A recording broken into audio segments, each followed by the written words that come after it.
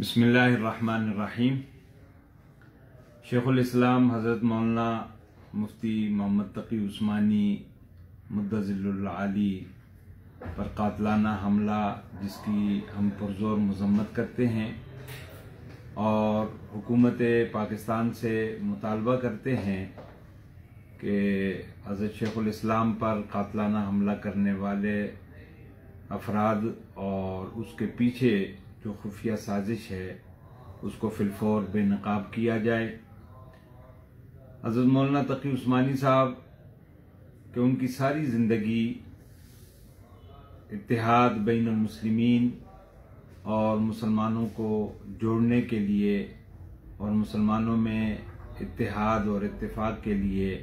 उनकी मेहनतें, उनकी कोशिशें, उनकी काविशें वो किसी से भी पोशीदा नहीं है।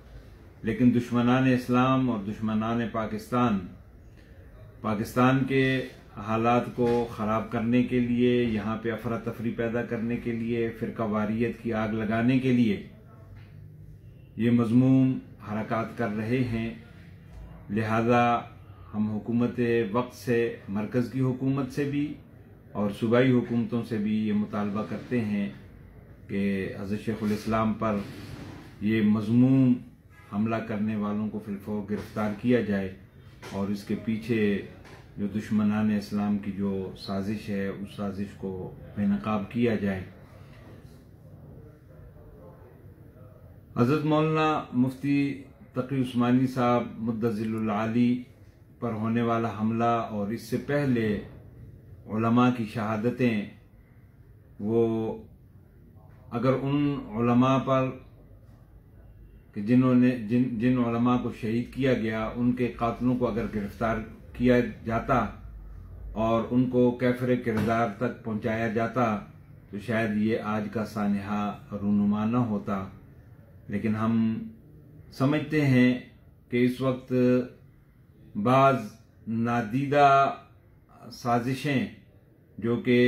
बैरून मुल्क, बैरून हाथ जिनमें मुलव्वस हैं, हम समझते हैं कि वो पाकिस्तान में माहौल को और हालात को ख़राब करने के लिए ये हरकत कर रहे हैं। लिहाजा हम हुकूमत से मुतालबा करते हैं कि उलमा को और मदारिस को और मसाजिद को सिक्योरिटी फराम की जाए और इन कातिलों को जिन्होंने ये हमला किया है उनको फिलफौर गिरफ्तार किया जाए। और हज़रत मौलाना के साथ जो रफ़क़ा शहीद हुए हैं उनके लिए दुआ है कि अल्लाह उनकी शहादत को कबूल फरमाए और उनके तमाम पसमानदगान को